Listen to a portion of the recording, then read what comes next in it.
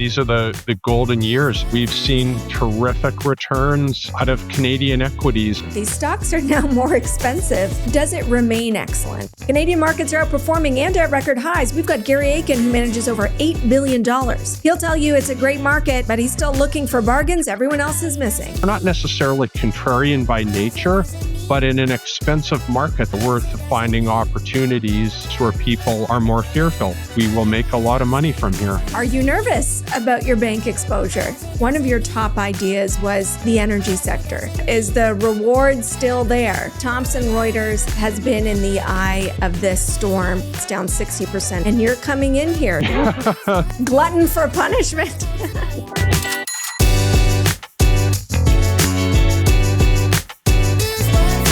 When you choose a Raymond James advisor, you're getting more than independent financial management. You're getting access to complete financial guidance under one roof. From tax and estate planning to trust services for generational wealth and strategies for life's key milestones like buying a home, funding your children's education, or preparing for retirement, they bring it together in one financial plan. What also makes Raymond James advisors unique is their complete independence. With no proprietary product to promote, you will benefit from personalized services, all backed by the strength and resources of Raymond James, a powerhouse with $100 billion in assets and over 520 advisors nationwide. Discover how Raymond James can help you live a life well planned. Visit raymondjames.ca. The content provided in this podcast is for informational purposes only and does not constitute financial, investment, or professional advice. The views expressed by the host and the guests are their own and do not necessarily reflect the opinions of any organization or company. The host and guests may maintain positions in any securities discussed on the podcast. Always consult with a qualified financial advisor or professional before making any investment decisions. In this episode, we discuss Intact Financial, Canadian National Railway, and Canadian Natural Resources, which are all stocks that I own. Hey everybody, welcome to a brand new episode of In the Money with Amber Kanwar. On this episode, we've got the return of Garey Aitken. He manages Franklin Templeton's ClearBridge investments. For the last 30 years, he has focused exclusively on Canadian equities, and he says it's never been a better time to be a Canadian equity investor, but that comes with a price. Valuations have moved up, and so Garey is taking profits in some of the more lofty sectors and turning them into, and using them, I should say, to invest in some real beaten up sectors, like I'm talking eye of the storm names.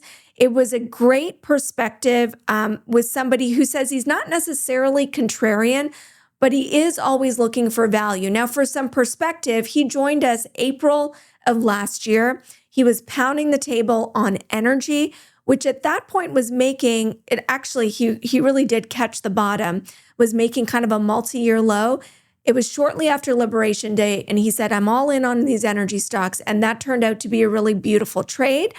So we'll see if his pro picks turn out to be the same, but they definitely are not ideas that everyone is bringing us. Let's get into it.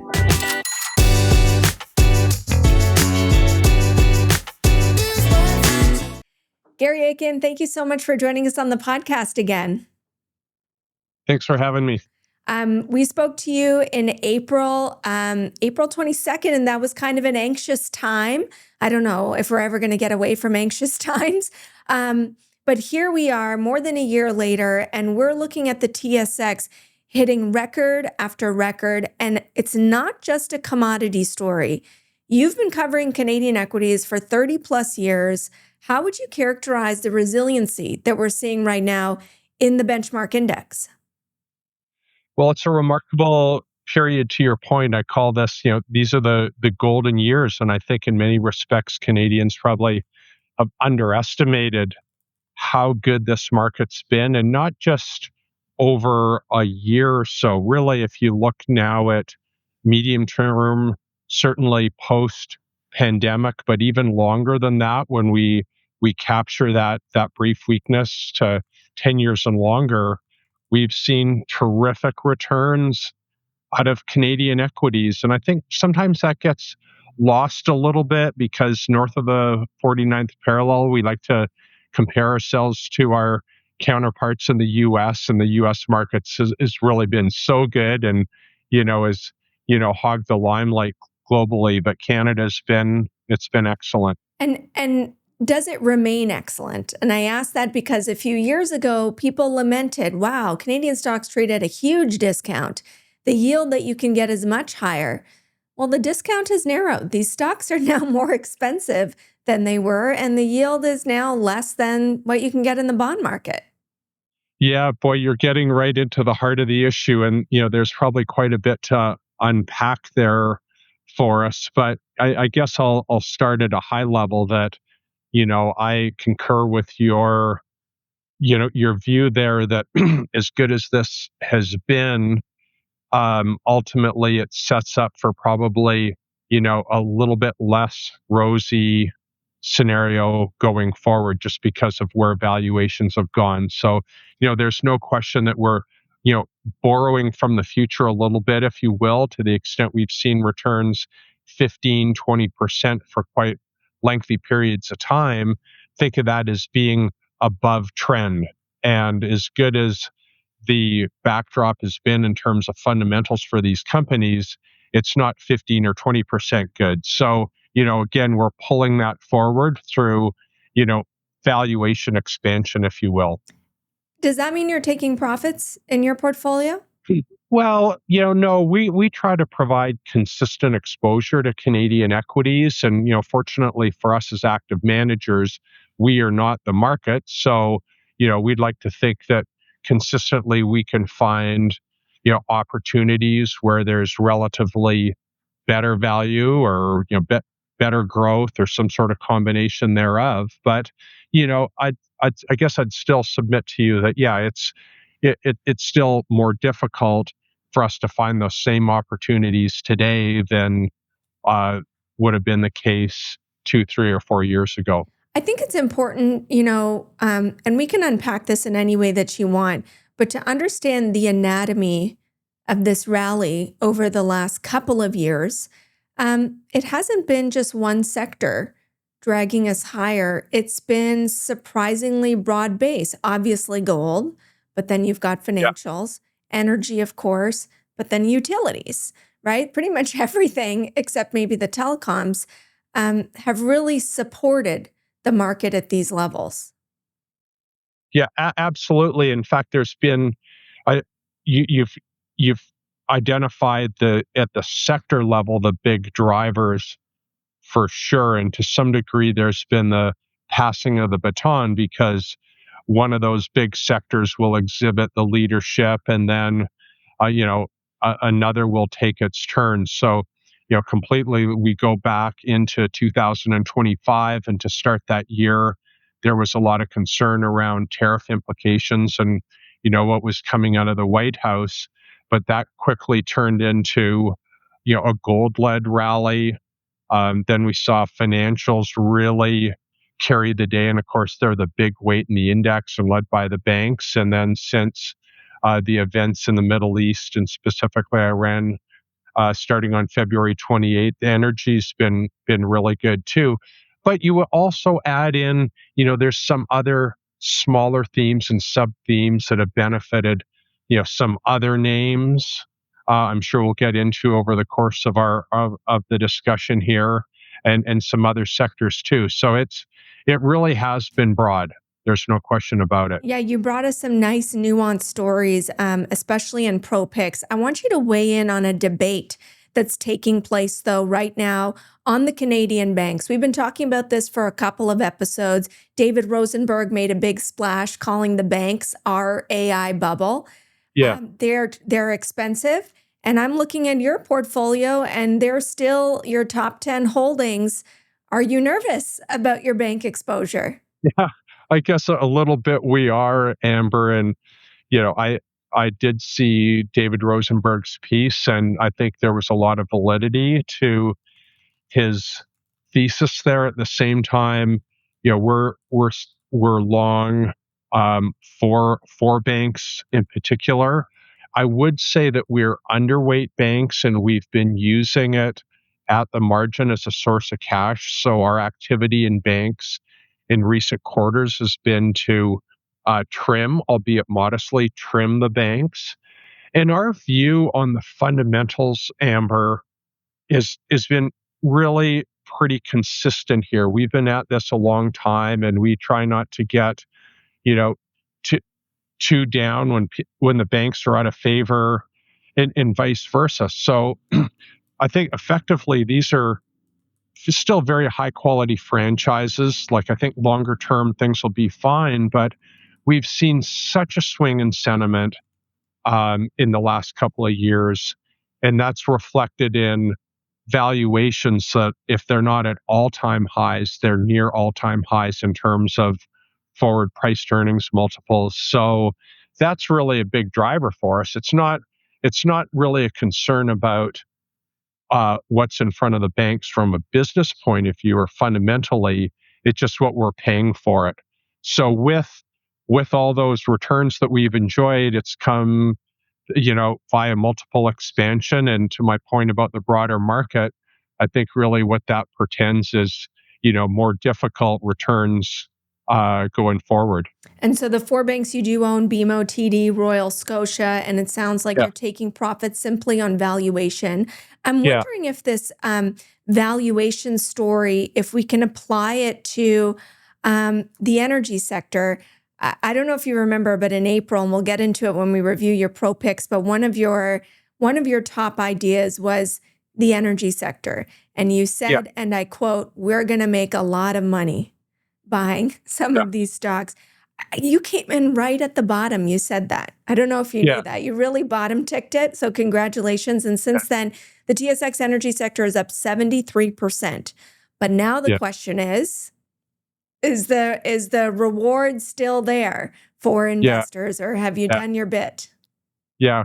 Well, thanks, Amber. And sometimes it's better to be lucky than good. I mean, I think that, um, you know, our view around energy, if you rewind the clock, and I spoke to you, as you said, April of 2025, that was just a few weeks after what I refer to as Liberation Day, April the 2nd of 25, when Trump made those proclamations regarding tariffs. And, we didn't have a crystal ball in terms of what was going to be a catalyst for higher oil prices at that time. But our view was, look, we can identify high quality businesses at below trend energy prices. The sector wasn't in favor. Valuations were attractive. And, at the risk of sounding glib, often we'll say, and there is no catalyst. But if the stocks are cheap and the businesses are good, that's when we want to be active. So we were, pretty active in the energy space last year on the buy side. And then, you know, unfortunately, I think for a lot of individuals in society, but higher oil prices here post February 28th have really unlocked a lot of those stories. So now, Amber, I guess your question is this an analog or something similar to the banks? And yes and no. These energy names have been very good too, particularly those with exposure to or leverage to crude oil.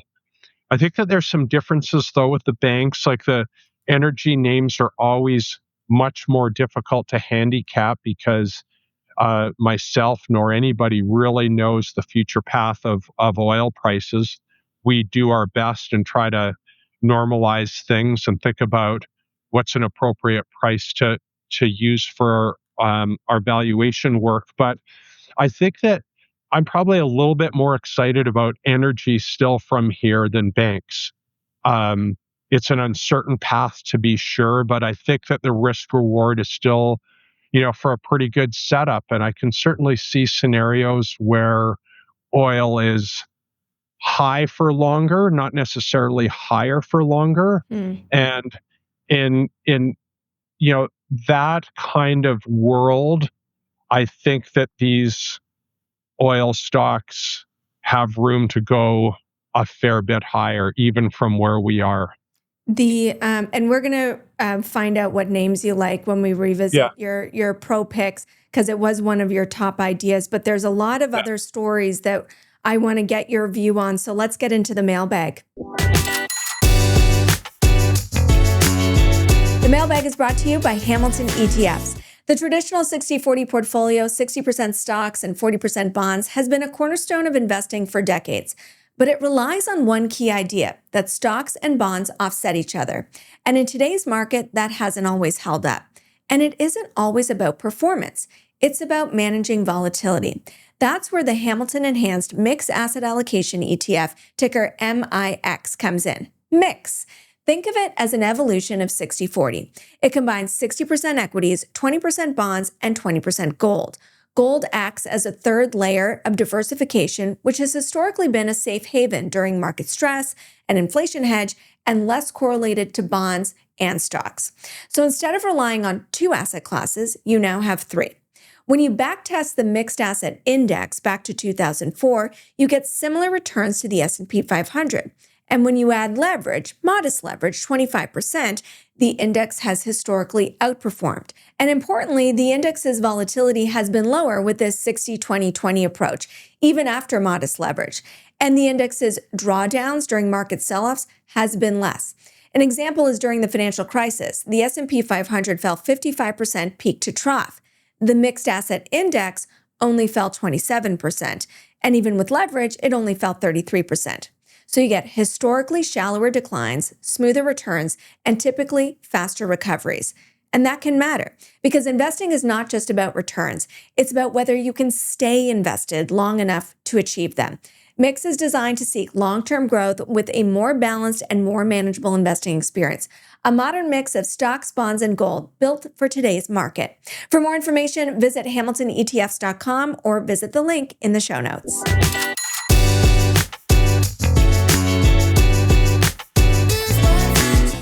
Okay, our first question is from Reshmi, and she wants to know about Intact Financial. You know, we've been talking about the financials being so strong. Is Intact Financial a buy? Does it look cheap at these levels?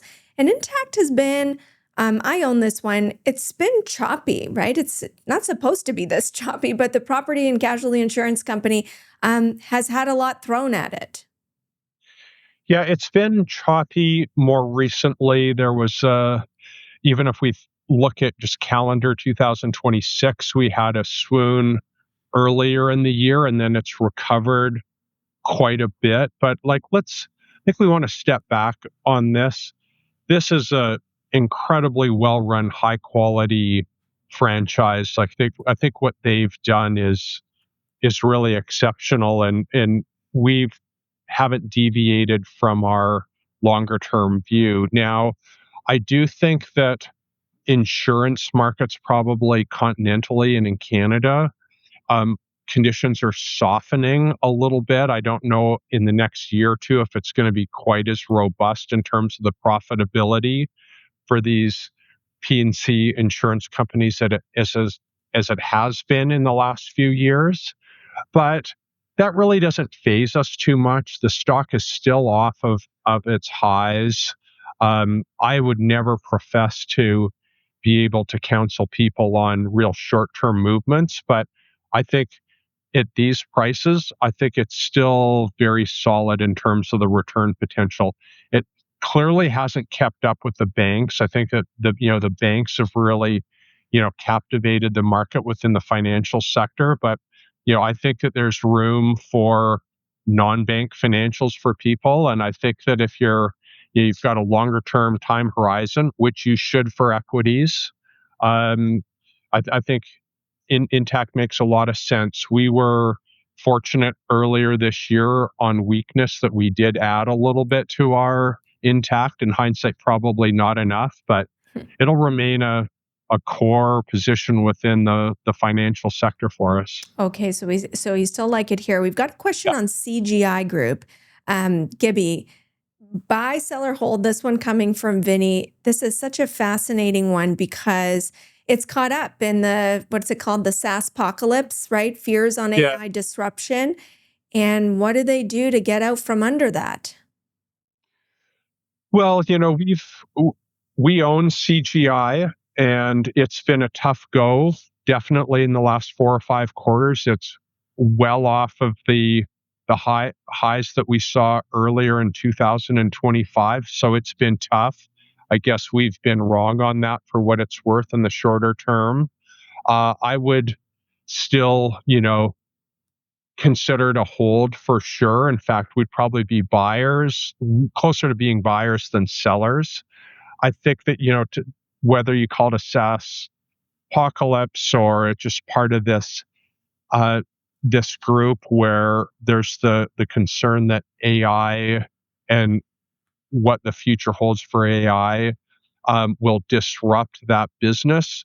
We're really not in that camp, but I don't think we've got a crystal ball either in the next 5 or 10 years what part of their business might evolve as AI plays out. So we've seen a pretty big derating in this name. So far, the numbers have been fine. I mean, we could quibble a little bit, and there might be some cyclical pressures facing CGI and specifically some of their exposures on the U.S. side, and to the extent they've got some government work there.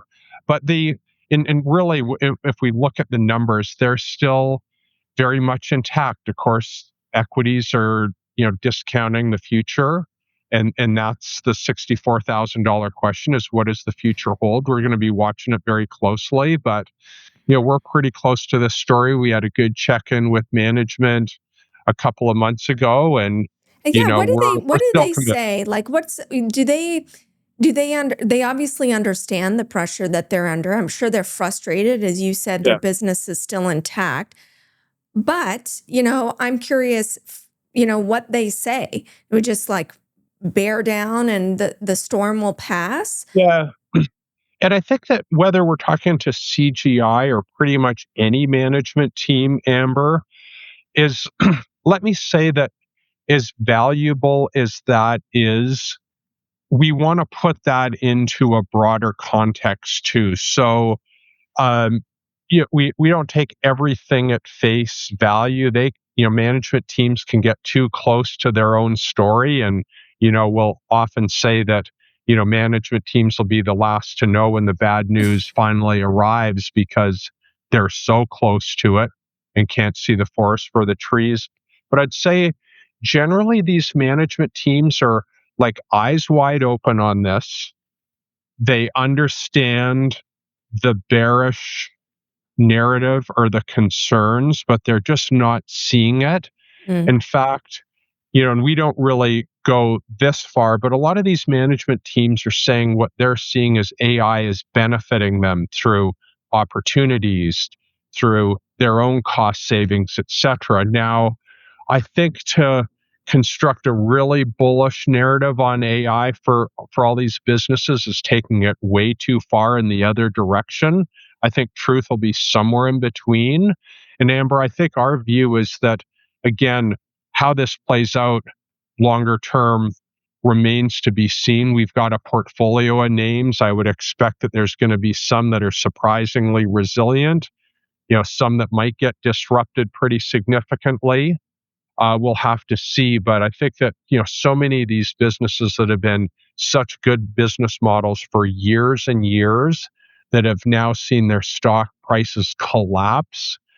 We, you know, we're, we weren't I mean, that it's bullish on these compounding. names, a few years ago because of valuation. And now, we're not getting too caught up in that hysteria on the downside either. Okay, so that's good perspective. And Yeah. spoiler, you brought us a name in your pro picks that has been absolutely run over on some of these thoughts. So, and you have a lot more conviction on that, obviously, because it's Sure. your pro pick. So stay tuned for Yeah. that. Let's apply this conversation to Shopify, which has fallen in this camp of we're not sure what's the future going to look like, even as I mean, their results are not just better than expected, they're better than they've been. So their growth is better, but the stock is down 25%. And the question from Adam, well, what do you think about valuation? I've never heard Shopify is an attractive value Yeah. stock, but what do you think of the stock here?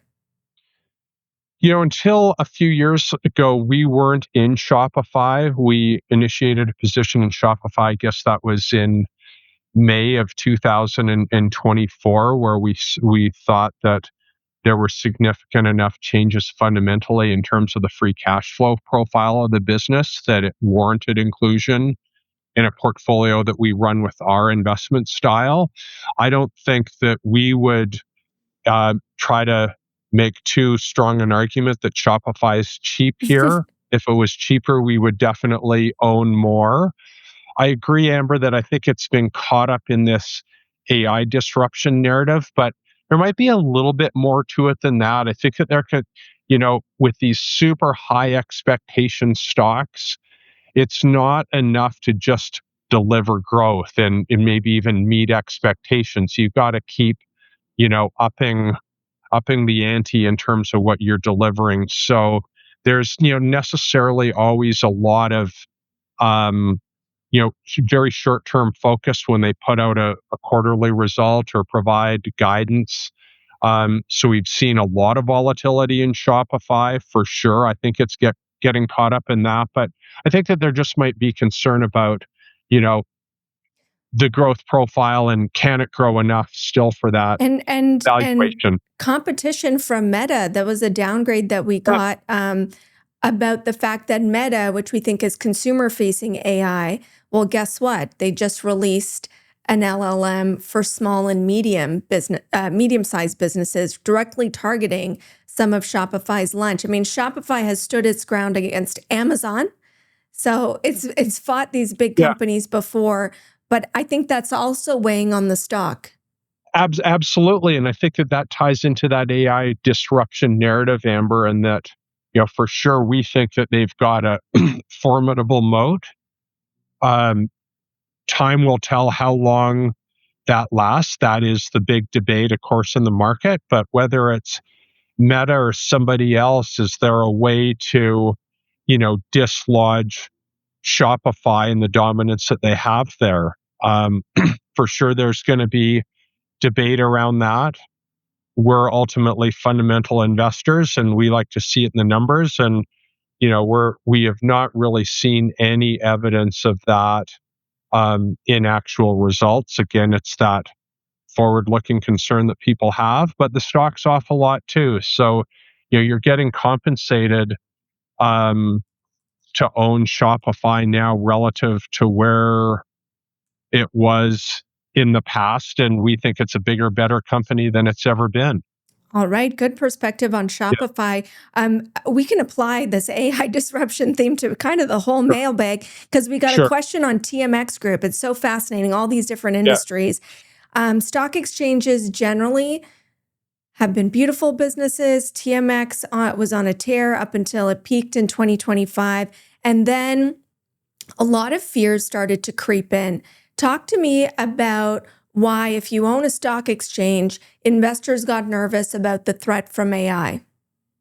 Yeah, Amber, and for sure we're talking a lot about this AI disruption theme, and I don't want it to dominate our time, but it clearly is one of the big themes. So on the positive side, as we talked about earlier, it could have been financials and banks or utilities, energy, the golds, but this dynamic around AI, there's definitely some winners in the Canadian marketplace, but there's been some losers too. And I think that TMX is an interesting name. We are owners of TMX. We added to that name in the second quarter. I think if you really stretch it, yes, whether it's betting markets, whether it's AI, you can construct, a story around more difficult times for TMX. But again, I don't want to be glib about all of these things, but we think that that's a pretty entrenched franchise. I think that TMX will continue to flourish. Could there be some things that surprise us that in parts of their market, we see, some sort of loss or erosion or um, ceding of dominance? Possibly, but that's really not in our base case numbers. And then what, makes us more excited is that, to the extent these stocks have checked back, it's the exact opposite when I talked about banks, where I think that we're pulling things forward and everybody can't get enough banks. Some of the names that I want to talk about today, is exactly like energy. The last time we spoke in April of 2025, that's not where people are interested, and Yeah. we can still find really good businesses. So we're not necessarily contrarian by nature, but in an expensive market that's at all-time highs day after day after day, we're finding opportunities, sometimes where people are more fearful. I think that's good perspective, and to Yeah. quote you, you'll probably make a lot of money if you can do Yeah. that analysis correctly. Hmm. So it's interesting to see where you're kind of adding. Okay, so you don't want, like, you're right. We should take a bit of a reprieve from all this AI dominance. So Yeah. let's talk about a grocer. This, Yeah. a nice old world stock in Metro. Do you like the grocers? I believe it was recently downgraded by one of the analysts. This question coming from Minka. Um, we can use Metro as an example, which has had some operational issues, some strikes, um, but generally they all are kind of under pressure, even as food inflation is perking up in this country, and that used to be good for the grocers. Yeah. So I guess to put this in perspective, and I'll speak to Metro specifically. We have owned Metro consistently for many, many years. We've also got a position in Loblaw. We were adding and more aggressive and more interested in grocers, and we were maybe just a little bit lucky with this as well, but probably pre-pandemic and around the pandemic.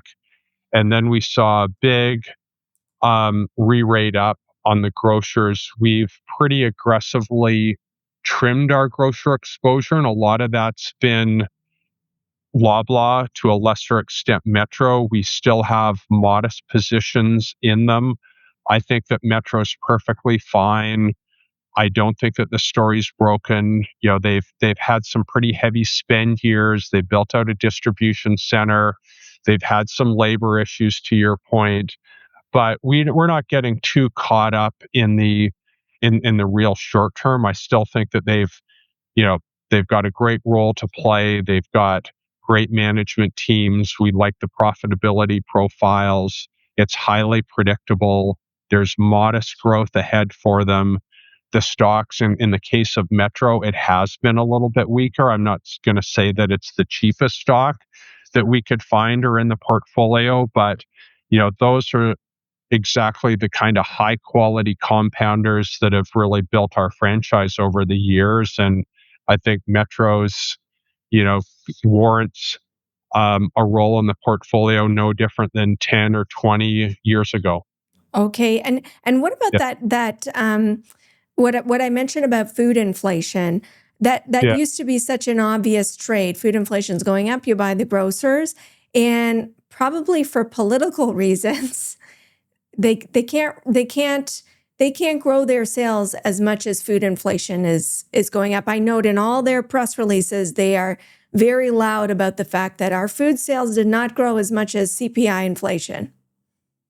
Well, it's become such a political football, to your point. It feels like the heat's off, but it wasn't, it was just a few years ago when, there was threat of even more federal government intervention around this. It's a high profile issue. It's something that Canadians see every day. And I think, to be fair to these companies, they face a lot of pressures as well and are exposed to cost increases and pressure. And I think that they're playing the PR game and doing their best to keep a lid on that. It's quickly becomes really difficult and messy to get real good apples to apples comparison in terms of prices.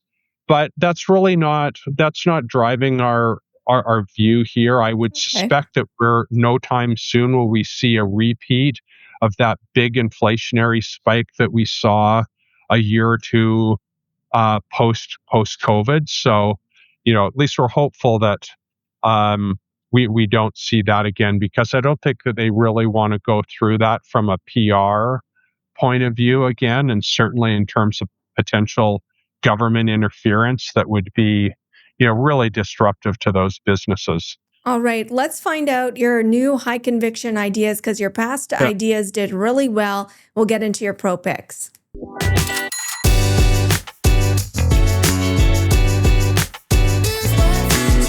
Pro Picks is brought to you by ATB Financial.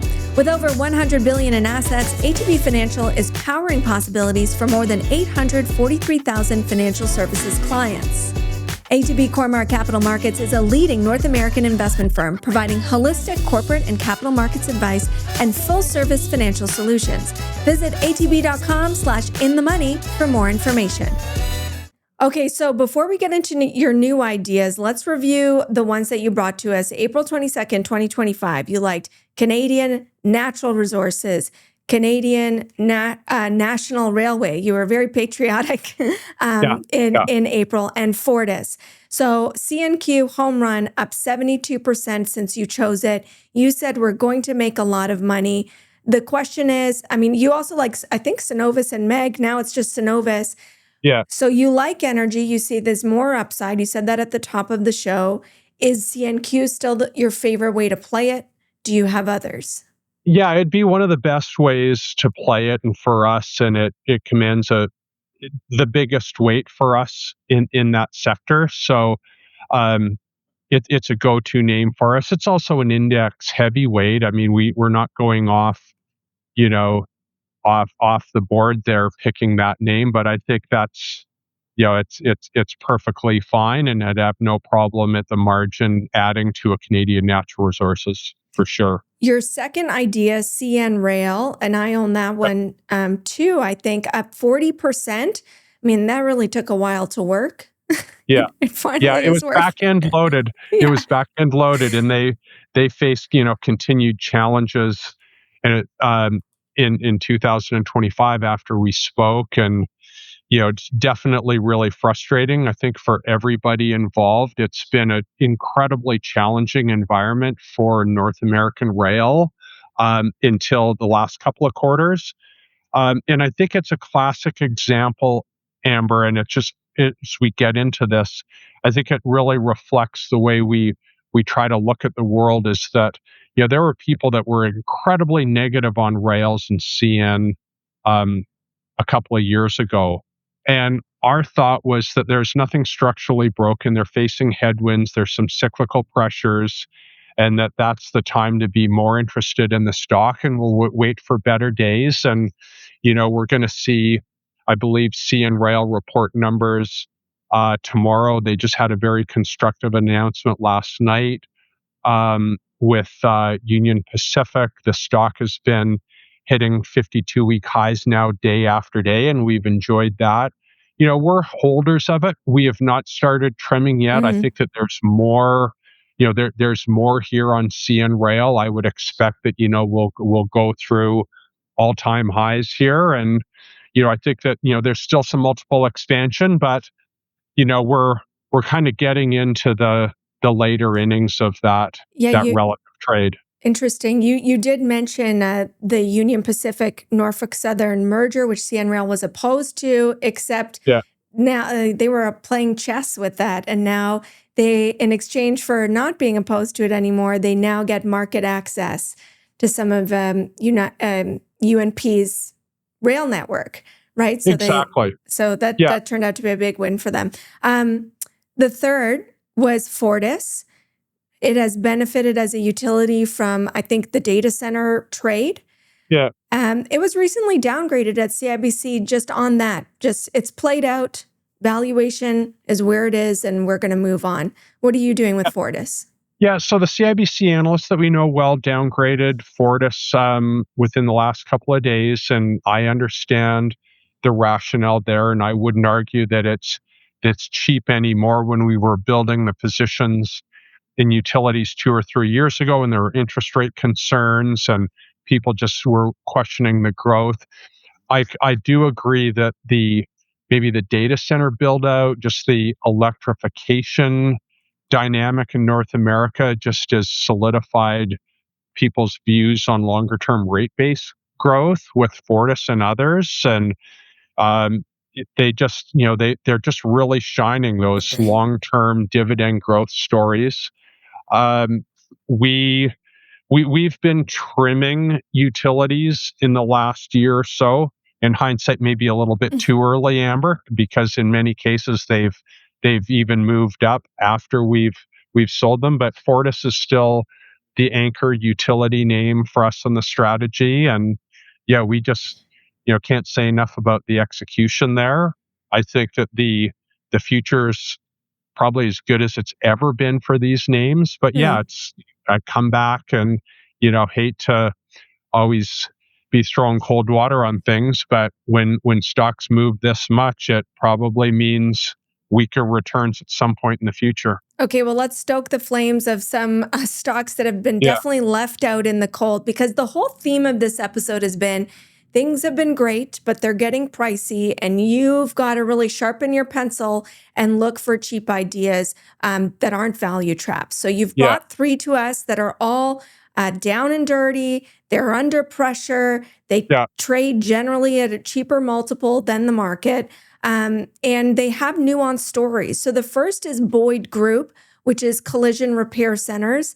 It's yeah. been under massive pressure, down 35% this year. What's caused this pressure, and why do you like it here? Yeah, so we really like this story, and we've owned it for quite some time in both our small cap fund and our flagship larger cap Canadian equity fund. It's been punishing for us in the last year or two, and we've bought it and it's gone down, and we bought it again, and we continue that process. So in full disclosure, these things don't always work in the short term the way you'd like, but we've got a lot of conviction around Boyd. There's been weakness, and it's not really because of AI. I think you'd be Yeah. stretching it to get to that. I think that there's just been challenges for that whole North American collision repair industry in terms of same store sales. So people want to see Boyd get back to its historical, more robust organic growth. And is that like a This is consumer story? Like, you really got to bang up my car before I'm willing to go and spend money on this? there's a lot of dynamics. There can be miles driven. There can be the value of used cars that can impact things. There can be the price of insurance and deductibles. There can be lots of little um, drivers in terms of how their business looks in the short term. But again, I don't want to get too down in the weeds for people with this. This stock has seen a massive correction in terms of its multiple. We still think that there's lots of you know, great years ahead of this business. I think that there's still acquisition opportunities. Probably more difficult to do those as accretively as they were able to do 5, 10, or 15 years ago. But there will be growth through acquisition. I think that they're well positioned. I think that we're going to see that a more consistent profile of organic growth or same store sales growth. I think that we've seen margins expand a little bit. I'm not too concerned about margins, but it's been a real disappointment for people that have wanted consistent growth. Probably seen a big rotation in the nature of the shareholder base Mm. of what was a real go-go story at one point. But we're going to stick with it, and we've really bought quite a bit of stock in recent quarters. And, Is there some low hopefully, hanging yeah, fruit? Like, is there something they could do? Like, when you say rotation in the shareholder base, I hear maybe a little activist interest, some sort of agitation, to get things yeah, going, control what they can control. yeah, definitely a possibility. I think that they're putting um, more, maybe a different emphasis on investor relations here Mm. than they were um, doing previously. That might help. I usually don't like to talk about that too much, but I think that in this case, management communication and just the way that this story has been messaged and perceived has really played into stock price weakness, Mhm. i.e., that this stock has been punished far more than we think was warranted. So now time will tell. We've got to see, I think, some consistent numbers and guidance that when it articulated is generally met. And I think that, that will take time to renew confidence. But that can come as quickly as that can erode, and it certainly has for Boyd. I think that they can rebuild that. It won't Okay. happen overnight. It won't happen in a quarter. That's good perspective, Yeah, though, for patient investors. yeah, Stantec, another broken story, a compounder until it wasn't.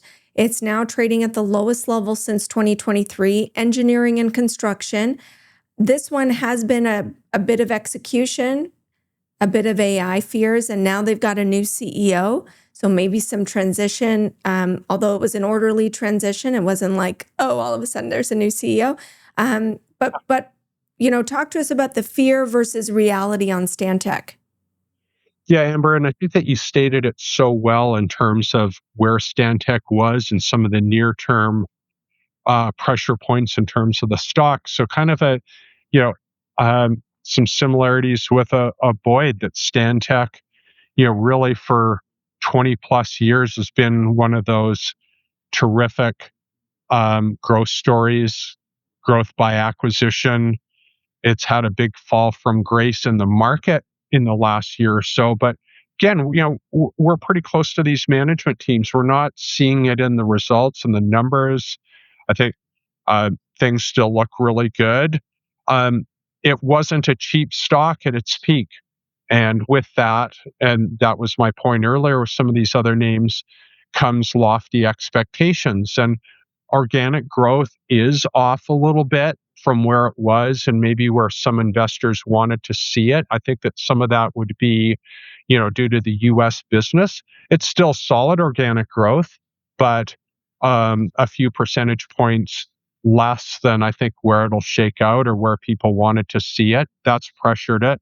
And the AI in it, this is not unique to Stantec. Like even in Canada, in the Canadian marketplace, where we've got Atkins Realis Mm-hmm. or WSP, I think that they're kind of in the same boat. I just decided to single out Stantec here as another one of these, you know, great businesses that we think will be just fine. And, again, time will tell, but I think that it's another story where, we will make a lot of money from here.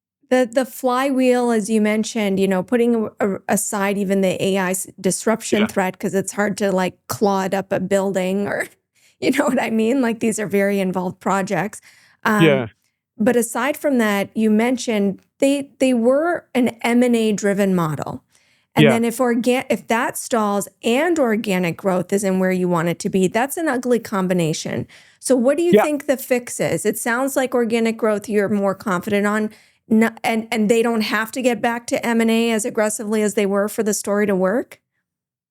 Yeah. And I think that, it's easy for us on the outside and we're just investors and you expect all of these stories to just neatly and predictably do acquisitions at the pace you would like and the size and the metrics and that. And the reality is the world's much more difficult than that. I think that historically Stantec, sometimes that'll come in fits and starts and they can be lumpy and, they're, you know, they've got to be sharp on price and looking at opportunities as Stantec gets bigger and bigger.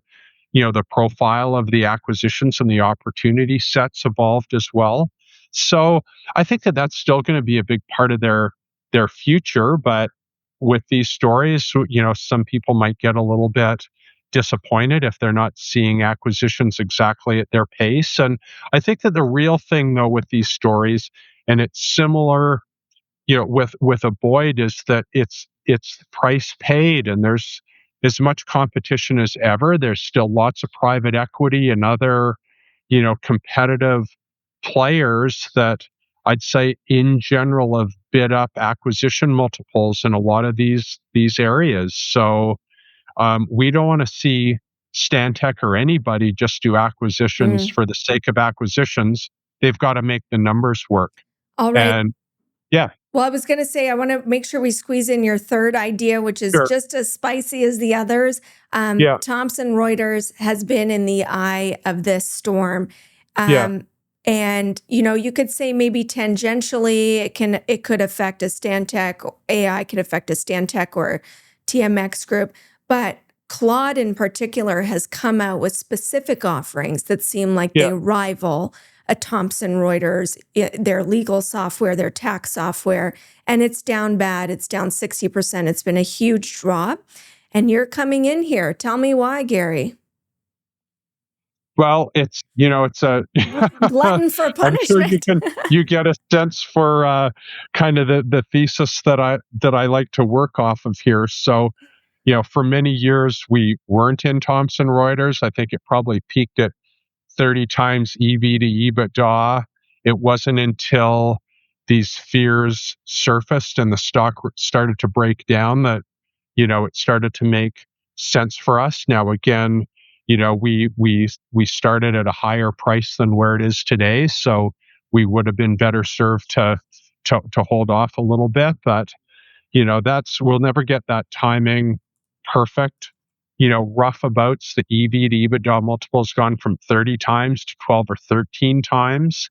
Yeah, there could be some pressure. We know what's going on in the legal space in terms of the competitors. But again, when we look across, their big segments, we don't think that, the end is near. Now people are talking about all this, terminal risk, and the same people that loved it at 30 times EV to EBITDA now are calling for the end of a lot of these businesses, and we're just on the other side of that trade. We think it'll be just fine, and if it's not, and if it grows slower or there's some threats, well, we're buying it at more than a 50% discount. So that gives us that margin of safety.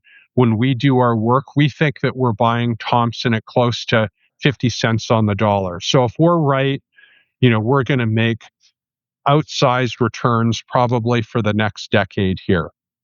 And if we're wrong, we still have we've got a big margin of safety there where we could have a slightly lesser return, but probably still a good return off of less rosy future than someone that bought it at 30 times and had to have the world come in perfectly and still probably make barely unacceptable long-term return on equity.